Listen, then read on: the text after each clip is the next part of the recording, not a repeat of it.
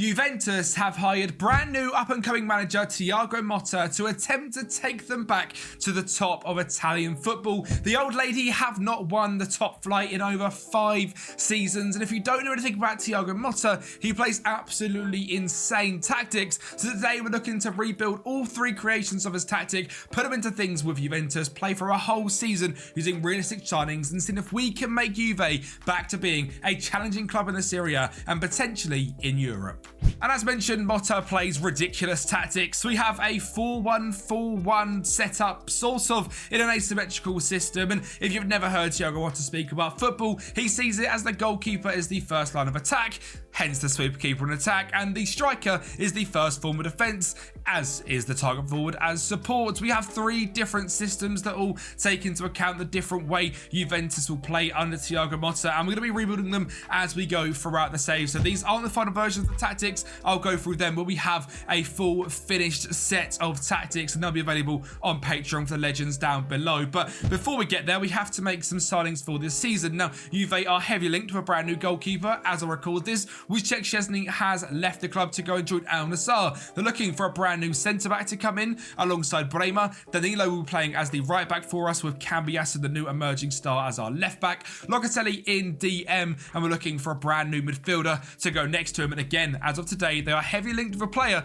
that, as I was actually making this rebuild, they weren't linked with. So I'm very happy with this one. The winger on the right-hand side, I am looking to bring someone in. We've got Fagioli in at cam. We have Chiesa in at left wing, which is a little bit controversial. Chiesa has been linked with a move away from Juventus due to the fact that he's unhappy with a particular defensive style they played last season. I think he's going to see how things go over with Motta, and I think he'll be a big fan of it. He's only got a year left on his deal, so I'm not looking to sell him. Hopefully he can stay at the club. And up front is that man Dusan Vlahovic, who suits this target forward role very well. Even in other roles, we've got him as a pressing forward. He is also fantastic at that as well, so a superb striker for us. There is a lot of different players here at the club though, like Wojciech Szczesny, who will end up leaving the club, Gatti, Thiago Giallo, we've got Moretti, who's going to be fantastic for us, Mattias Sule in on loan, he'll out on loan at the moment, we'll be back next season looking fantastic. Kenyan Yildiz will hopefully be a stand-up for us, as hopefully will Samuel Illing, and Arkadiusz Milik as the backup to Vlahovic. I think I am very happy with. In terms of money, £63 million to spend. He has got a few targets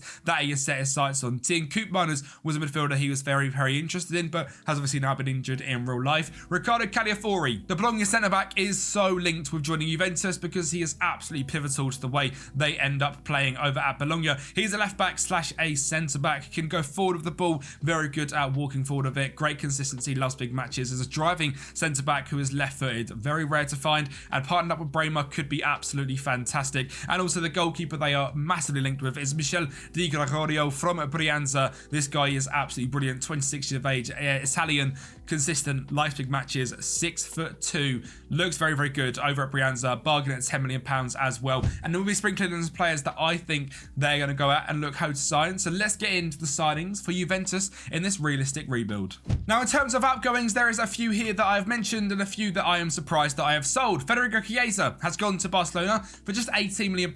It's something that I think could potentially happen in terms of him going. He could end up staying, he could go. There's a player I wanted to sign in the wing position, which I think will be a massive signing for Juve. So I did sell him for 80 million. Weston McKennie left for 15, Arthur for 11, Wojciech Szczesny to Al Qasidia for £9 million, Moise Kean for 8, Kostic for 4.1, and Coney de Winter for 3.5. Now, with this Chiesa deal, I have mentioned, obviously, I think he could stay. I think he could go. It is pretty much a 50-50. He wouldn't sign a brand new contract for us here on FM, so he said goodbye. And the person I want to replace him with is Johan Bakayoko, a young Belgian winger who is happy to commit his future to the old lady. He is absolutely brilliant and has smashed it over at PSV this season. He has outrageous speed, flair, dribbling, first touch. He is absolutely fantastic. If there's anything that we go on in real life, this guy will go to the very top, and I've decided to bring him here at Juventus. He did cost us £40 million, but in my opinion, potential in the future to be an absolute superstar.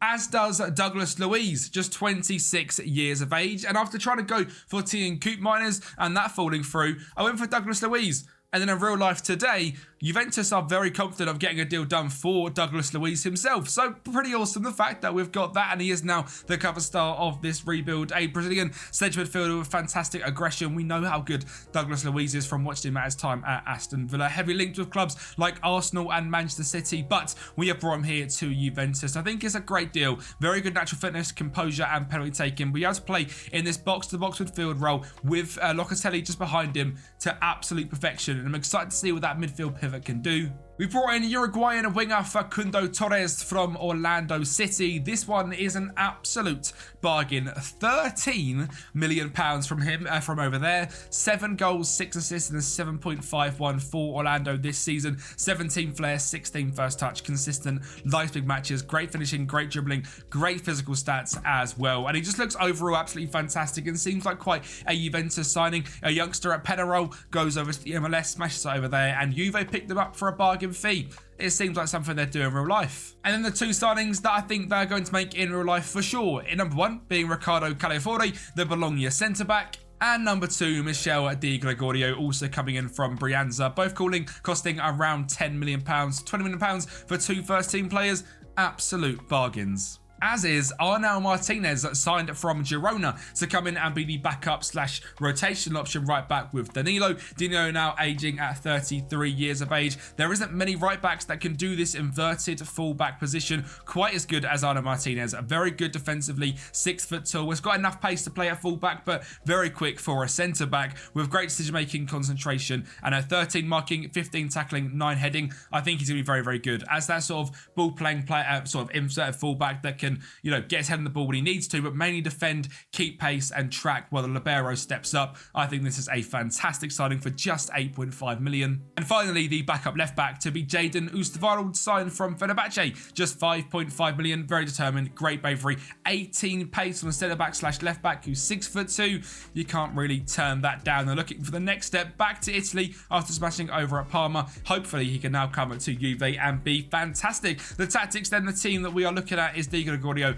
in goal, Danilo, Bremer, Calafiori and Cambiasso as the back four, Locatelli and Douglas Luiz in midfield, Bakayoko, Torres, Fagioli and Vlahovic up front, with Mattia Perin, Arnau Martinez, Gatti, Giallo, Oosterwolde as the backups, with Baranchea, Moretti, Soule, Kenyan Yildiz, Samuel Illing and Arkadasius Milik to be the backup 11. In terms of the media prediction here with Juventus, we are predicted to finish in 4th. We know how strong Italy is. Inter Milan, AC Milan, Napoli not in Europe. Obviously ourselves, Roma, Lazio, Fiorentina, Atlanta. It is going to be tough. We're in the Champions League, Italian Cup and the Italian Super Cup. Let's see how this season goes. We start things off then with game number 1 of the season, and instantly you can see exactly what we mean. We have the goalkeeper, who is a sweeper keeper on attack, playing it into the defender. 2 defenders at the back. The rest are all going forward. Cambiasso finds the ball into Moretti. A great ball through to Torres, who drives through and chips it over Montipo in a dominating first game. 1-0 early on and a second coming late on from Bakayoko, finding Torres to find Dusan Vlahovic to charge through for a 2-0 victory. And as we come home against Atlanta in the next game, a 1-0 victory thanks to a goal from Kenyan Yildiz shows we are a strong side. We can beat the smaller teams away from home, and beating a decent club like Atlanta in this brand new system, things are looking promising, as they were when we headed away from home against Lazio in the defensive 4-2-3-1 asymmetric system, getting absolutely dominating the game, taking our chances, keeping still quite a lot of the ball with 48% possession, and winning 1-0 thanks to a late Facundo, or an early Facundo Torres goal in just 17 minutes. As mentioned, completely dominated, not as many shots, less possession, more clear-cut chances, because the players we do have are good enough to play in this very intricate system. And when we do open up spaces, as you can see from the heat map down in the bottom right corner, it is all over the place, and we managed to dominate the game and win 1-0. So a fantastic performance, beating Lazio in that one. Just after 3 games, we are sitting pretty much joint top of the table. 3 games, 3 wins. Como in second, a great start for them, with Roma a point above as well. So a very, very good start. We are now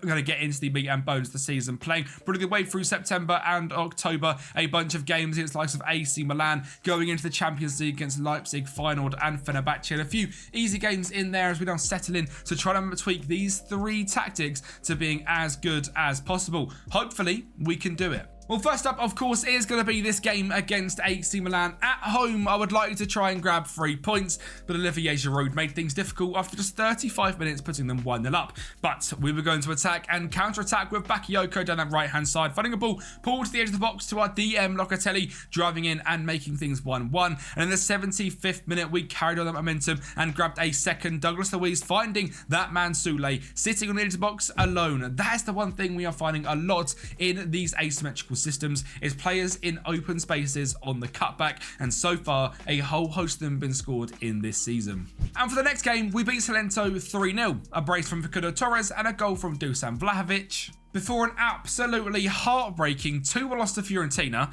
in which they scored in the 95th minute and 96th minute. We were leading for 94 minutes and somehow lost. Classic Football Manager. Next up, though, was Udinese, and we're looking to just get things back underway. Moretti with a fantastic backheel pass to defenders, making it 1-0 in 19 minutes. And we are going to grab a second early on in this one as well. Bremer as libero, driving all the way forward to find Bakayoko, dribbling past all the players and putting it into the top corner. We then beat Cagliari 3-1. Genoa 1-0, and a smashing 7-1 victory away from home against Venezia.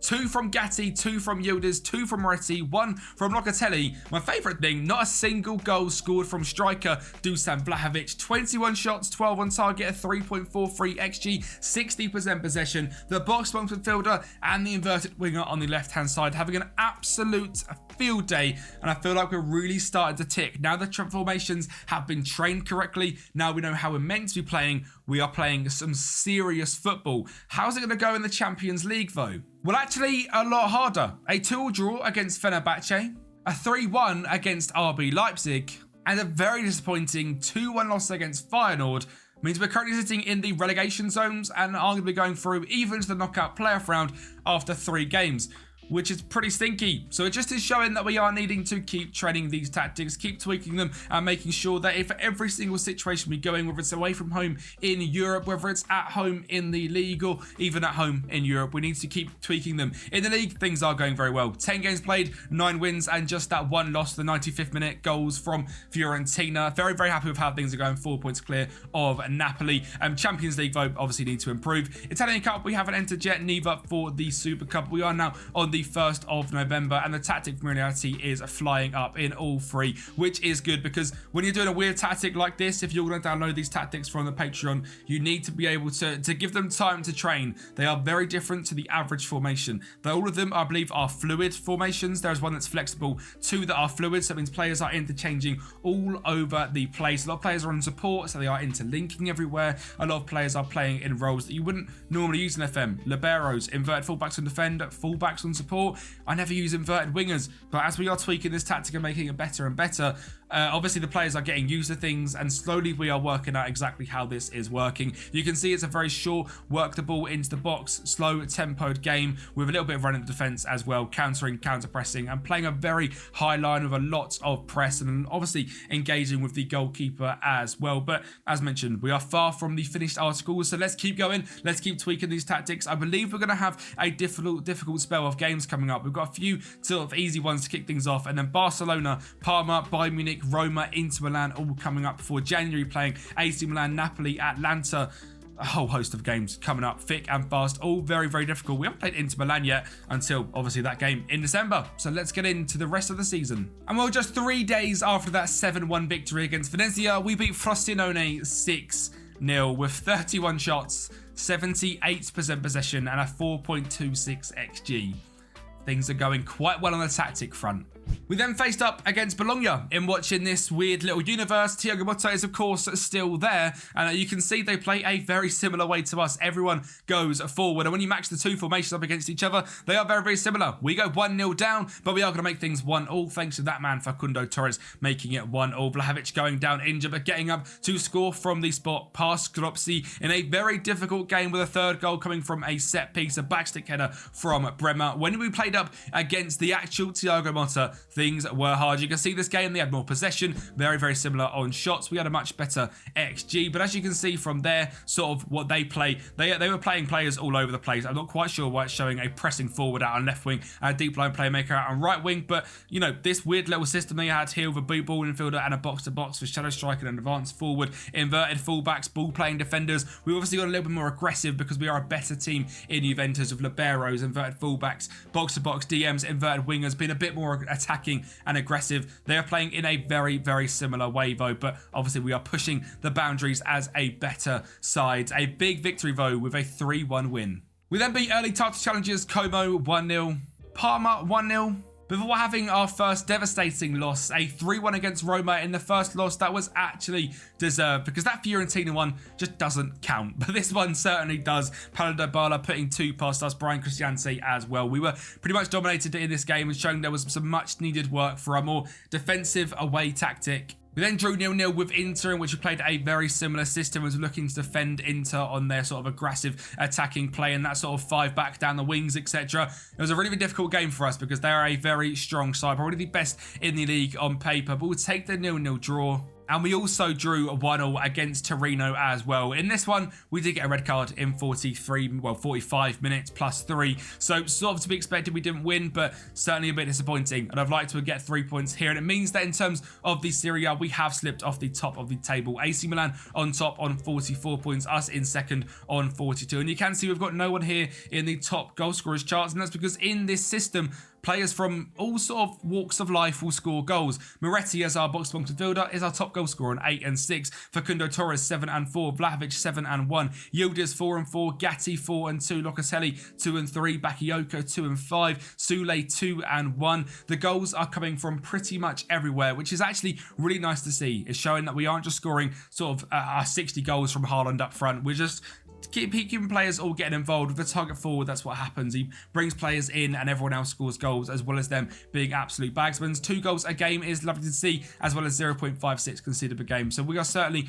on the right path. It's just a case of improving them. In terms of the Champions League, things are still a little bit ropey. We drew 0-0 to Barcelona and 1-0 to Bayern Munich. 2 much more difficult games, but still putting us just on the edge of these sort of knockout playoff rounds. So work to do. Will we do any business in January though? Because that's where we are now, and this team could potentially do with some strengthening. Well, I actually decided to do no major business whatsoever. Loaned a few players out, sold a couple, but no one really of note for the team. So keeping the team as is, just a case of fixing the tactics, as I was very happy with the squad we had developed. And of course, in the month of January, you have the Italian Super Cup as well. And we're facing up against league leaders AC Milan in this one. An early goal from Douglas Luiz from distance makes things 1-0. We are going to grab a second as well in the 89th minute with Fagioli finding Johan Bakayoko. So you find Samuel Illing Jr. to take us to the final, where it took us 113 minutes for Dusan Vlahovic to find the net and grab the first trophy for Thiago Motta in charge of Juventus.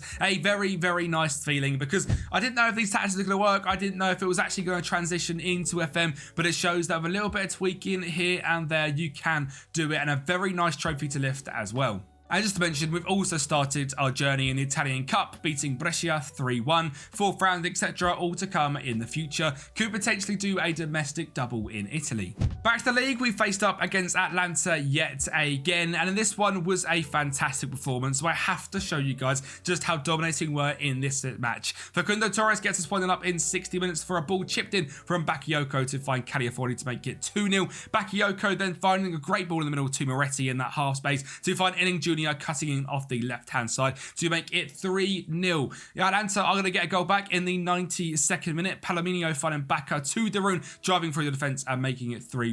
But we wanted the last laugh. We wanted a 4th goal, so that high press from Moretti. It falls to Milik. He beats everyone, drops it back to Illing Jr., finds Moretti again on the edge of the box. Again, another cut back to the edge, another player open in free space, and another goal scored for a convincing 4-1 victory. And it just seems to me when we play against these smaller teams, this unbelievable tactic just seems to absolutely dominate.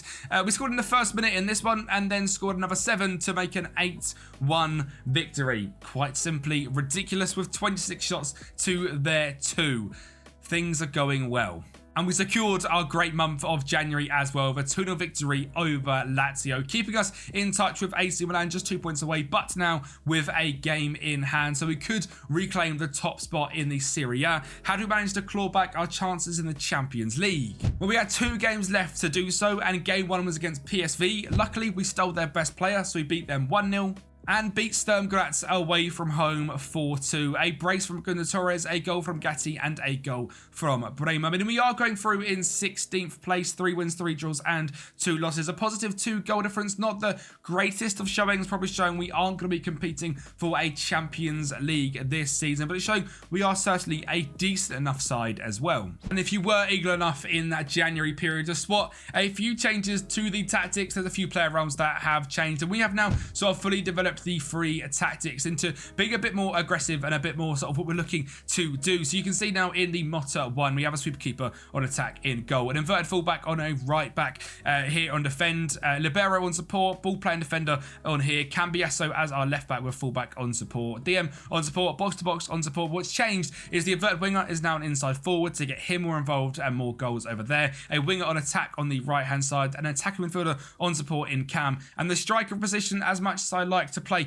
a target forward or a pressing forward, playing a complete forward is just better in the match engine. So we have gone to a complete forward on support. In the attacking variant, we've gone to a complete forward on attack, and the wing back has gone here rather than a fullback. In defensive variant, we are keeping the pressing forward, making things more supporting, and again, keeping this very, very similar defensive line. As mentioned, all 3 of these tactics are available over on Patreon, so a massive thank you to the legends that have been running down the screen, who are supporting over on Patreon and quite simply helping make my dreams come true of making content a full-time thing. And a massive thank you over there. The tactics are available to download, £5 a month, and they help support me, so feel free to go down there. It helps me out massively, and trust me, you do not want to miss out on these incredible Motta tactics. And of course, you also get the save file as well, so you can carry on from wherever we finish with this Juventus save. But it is now time to get into the business end of the season, and we're going to kick things off with that more defensive formation with a 0-0 draw against AC Milan away from home, this time keeping 67% of the ball and pretty much passing to death and getting a good point away from home. Certainly taking that one.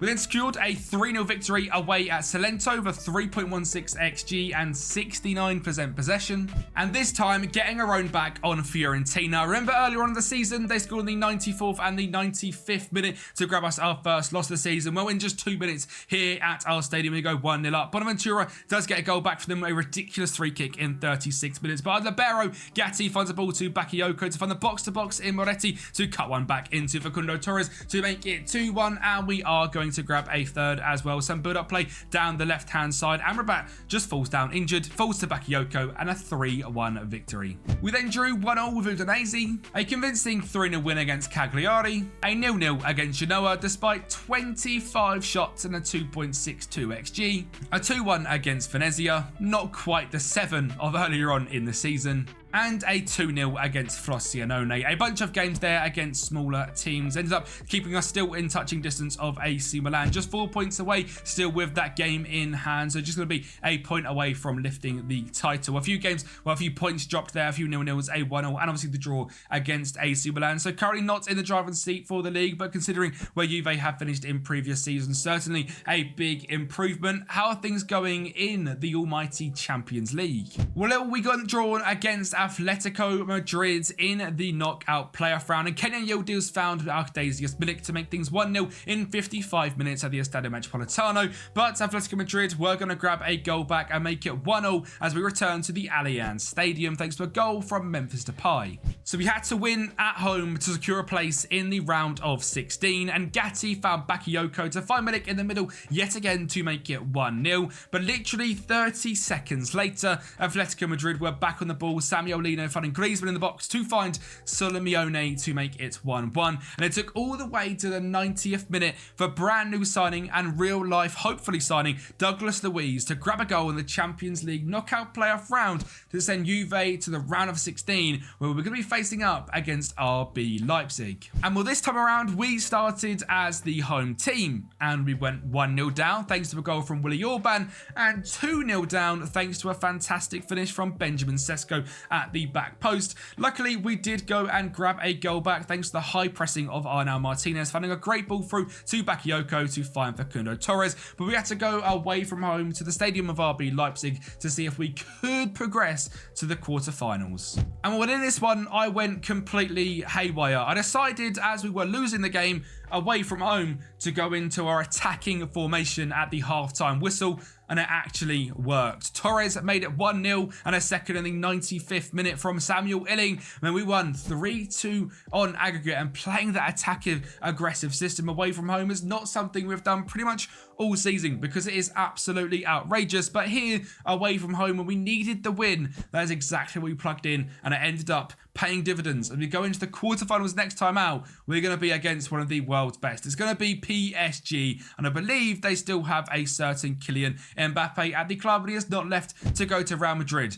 So it's going to be difficult to see if we can beat them. We have also played in the quarterfinals of the Italian Cup, and we were drawn up against Inter Milan. It took all the way to the 120th minute in this one, but it was that man, Samuel Illing Jr., getting on the score sheet, tired legs everywhere. The youngster, it falls through the back post, and he did score to make it 1-0, and a very good result. So meaning we are in the semi-finals of that one. We are close to winning the Serie A. We are in the Champions League quarterfinals, and we've won the Super Cup.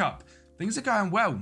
And we kicked this month off as well, beating Napoli 2-1 thanks to a Gajuste own goal in the 89th minute. Before facing up against Thiago Motta's Bologna side yet again, Soulé finding a ball into the back stick and Andrade making it 1-0 in 16 minutes. And a second goal coming again, the progressive centre-back of Gatti finding Soulé, creating that overload in midfield. A ball back to the edge of the area, as we have done so much. And Douglas Luiz firing one into the edge, into the top corner. One thing I will certainly say, if you are looking for a box-to-box midfielder, make sure they have good long shots. They do make it 2-1 thanks to a goal from Abshaiker, a guy who's playing in their box-to-box midfield role. So it's certainly a position that you need to be having a very strong player in. A 2-1 victory, though, a very good one, and very happy with how it's going. And in terms of the league, we are just going to carry on winning. We beat Como 3-1, Brianza 3-0, and Parma 2-1 as well. And while we have been on that ridiculous run of form, as have AC Milan, still a point clear, 85 points. We're a point away on 84. We are 12 points clear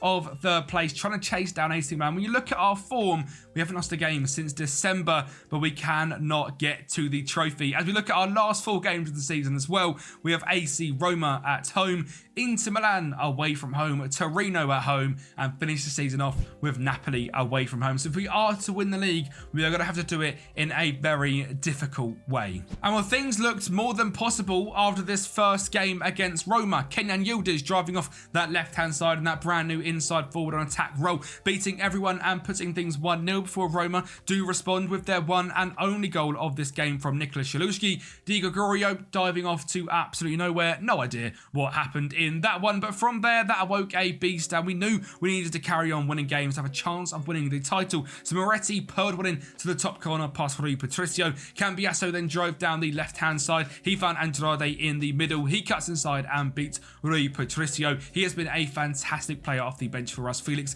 Correa, that is. He has been absolutely brilliant. And he's there again after a great ball from Douglas Luiz to cut one back into Arkadiusz Milik to make it 4-1. And we are going to grab a 5th as well. Cambiasso does find Moretti, who finds another ball into the box, falls to Gatti, the libero on support, and he makes it 5-1 in an absolute smashing of Roma. But it was AC Milan's arch rivals Inter Milan that gave us the next loss of the season, and sadly this all but dented our title hopes. We did beat Torino 1-0 and Napoli 3-2 thanks to a hat-trick from Dusan Vlahovic.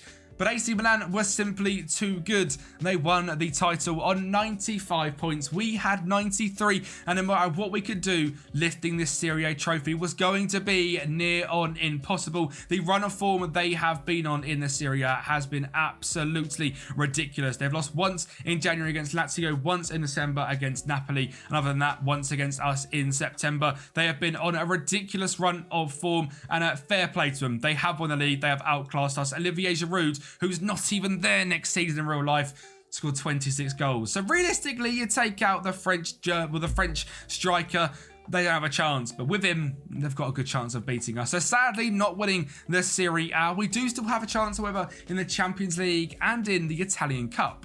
And well, I said we had a chance in the Champions League. Not that it was actually going to happen, because that man Kylian Mbappe got a 10 rating as they won 6-3 on aggregate. It was 1-0 in game 1, 4-2 here at the Allianz Stadium, and eventually just the better team ended up beating us. So we were out of the Champions League, eventually won by Liverpool, beating PSG in the final. So PSG, it wasn't even worth it to beat us. Could we still make it over a domestic double and lift the Italian Cup? Well, in the first leg against Roma, a team we beat 5-1 later on in the season, Locatelli got us off to a great start in just 2 minutes, and we are going to grab another 2 goals in the first leg as well, making things 3-0. The away leg was a 3-2 loss, but overall winning 5-3 on aggregate. That one a goal from Bakayoko, and here a beautiful goal, building up from the back, eventually a ball at the top to Bakayoko. That was absolutely stunning, exactly the sort of football that we wanted to play. As mentioned, a 3-2 in the next leg, but overall a victory. I mean, we're heading to the final,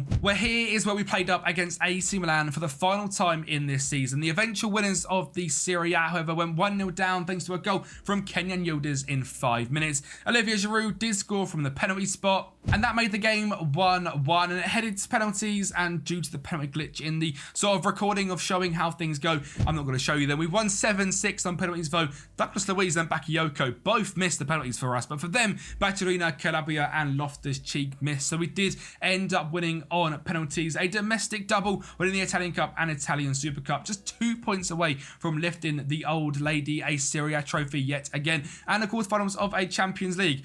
Overall, I'm actually quite happy. I think all 3 tactics, once we sort of fix them in this sort of complete forward role, rather than target forwards and having that more aggressive system, and fixing the defensive one to being much more stable, you can see the second half of the season was much better. We only lost a few games against much bigger sides, but from January onwards, a loss against RB Leipzig once, 2 losses against PSG, a loss against Roma in the second leg, we rested absolutely everyone, and a 1-0 loss against Inter Milan. The rest, a whole bunch of victories, playing some incredibly sexy football. Data hub wise, 2.24 goals scored per game, 0.61 conceded, and as mentioned, one of my favourite things is the goals are coming from all over the place. 19 from the striker, 18 from the cam, 11 goals, 17 assists from the central midfielder. Matthias Soulé, a great season, 11 and 8 off that right hand side, with Bakayoko also grabbing 8 and 10 off that right hand side. Milik as the backup, 9 and 3, Yildiz 6 and 7, Gatti 6 and 3, Illing 4 and 5, and someone to mention as well, Michel Di Gregorio, 53 games, a 7.24 average rating, is one of the best I've ever seen for a goalkeeper in the course of a whole season. 19 goals conceded in 34 games, an unbelievable set of tactics, a pretty decent 1-season rebuild of Juventus. As mentioned, you can carry this on over on Patreon down below with all 3 tactic files and the rebuild file as well. A massive thank you for watching. Make sure you subscribe to the channel, and I'll speak to you next time.